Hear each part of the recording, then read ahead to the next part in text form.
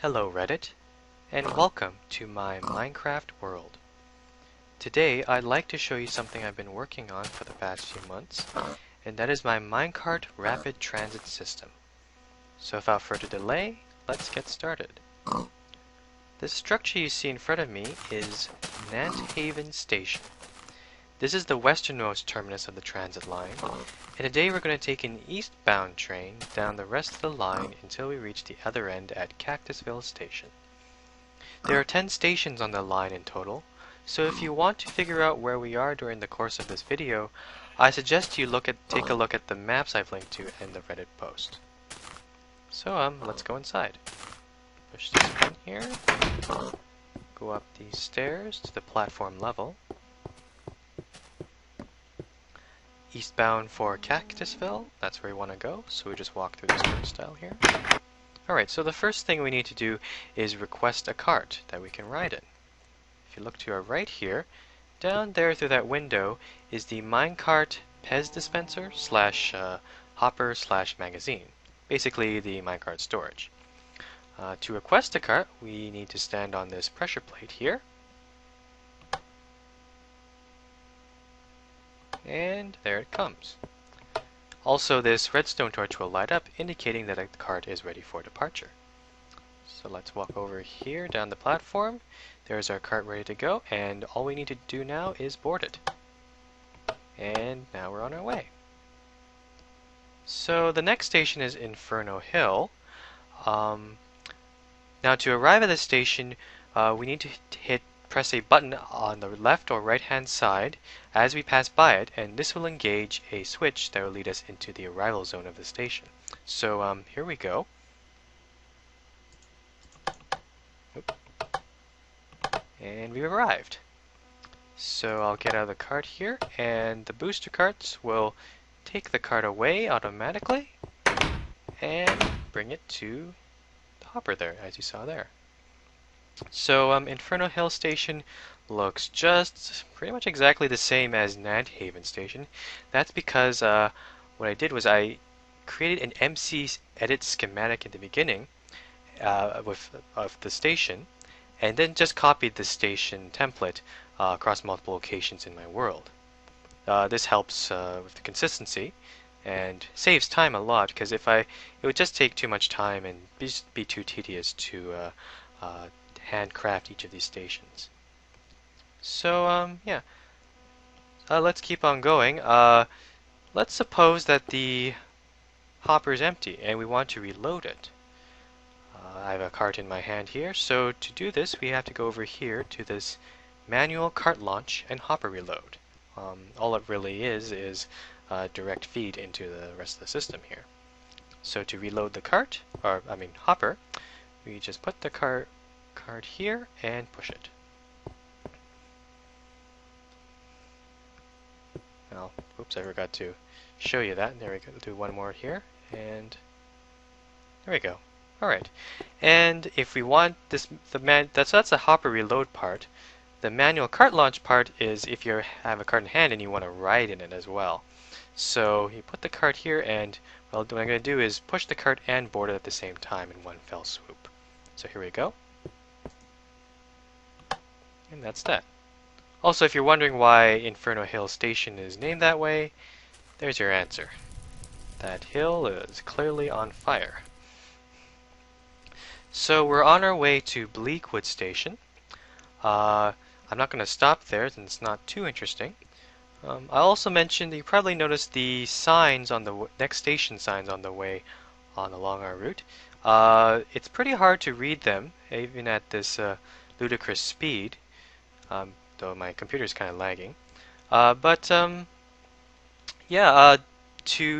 In case what I did was before each station there'll be 2 next station signs. So in case you missed the first one and don't know where you're going, there'll be a second one just before the next station, so you'll know where you're going. So there's the first one. Next station is Emerald Island, and we're going to stop there. And there comes the second sign right there. So we're going to stop at Emerald Island, and you'll see it's a little different than the other 3 stations we've seen so far.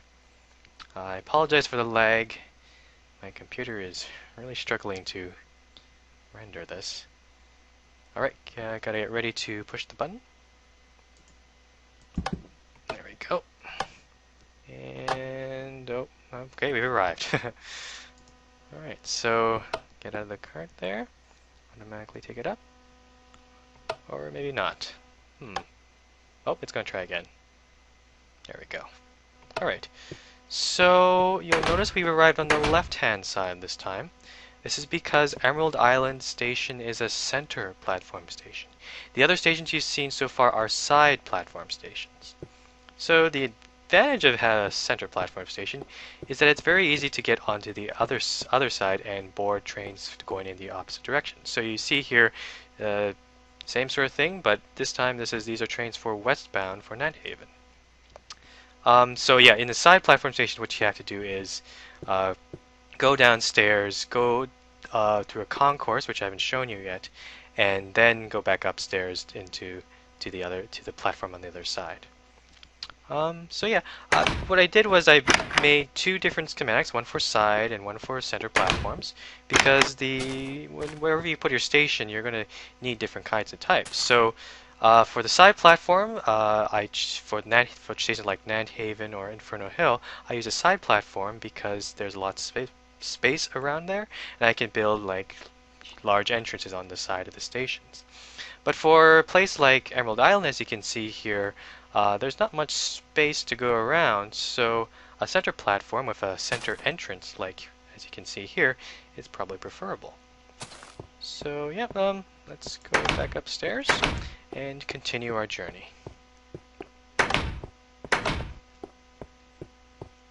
Alright, oh, forgot to request a cart. There we go. Alright, so the next station is Januli Beach.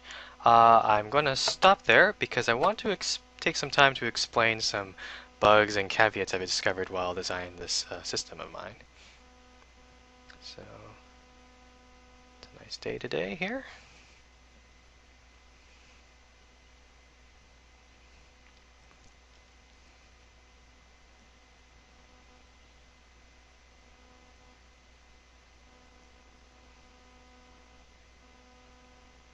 And very laggy as well. Okay, gonna push that button. Alright, so I'm gonna exit the cart, but I'm not gonna move out of the cart yet. I'm gonna quickly switch to third-person view here. So before the Halloween update, what happened was when you exited a cart, your player would actually end up about one block above the minecart, something like this. And the problem with that was if the ceiling was too high, or too low, I mean, then the player's head would get stuck in the ceiling and the player would suffocate, and that's bad. So I guess after the Halloween update, or maybe an update after that, Notch fixed this by when you exit the cart, you actually are kind of inside the cart. You can't see my legs there. So before you could see your legs, now you can't. The problem with this, however, is as soon as I move out of here, then the player and cart actually collide with each other, and the cart gets nudged, and that's why you see the cart is now in some weird rotated in some different direction. The problem with this is with these sort of arrival systems where we have a plate here. This will screw when the booster cart comes around. It will sometimes not be able to catch the cart and fail to collect your cart. So yeah, I also noticed that here, another problem I should mention, is the cart resetting. Somehow it got stuck in this state, so I'll just push it in like that. And there it goes. Alright, so that's that.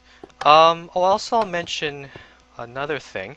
You'll notice here on the platform I've made two arrival ports. Now this is my attempt at trying to make these stations ready for survival multiplayer, or SMP as it's called. Unfortunately, again, with this perpetual motion booster, apparently I don't play that much SMP, but apparently I've heard that perpetual motion boosters don't work very well in SMP, and they require resetting. Just as you saw right now, even in my single player world, I had to reset this booster here. So, yeah, I have heard of a new design called a door booster that's been floating around, and I may try to try it. But if I have time, I'll probably replace these perpetual motion boosters with door boosters if I have enough space in the station. What else can I say? Okay, back to these two arrival gates, though. That the whole purpose is so that if there are two people, at least two people arriving at the same time, at least one of them won't crash into each other when you're arriving.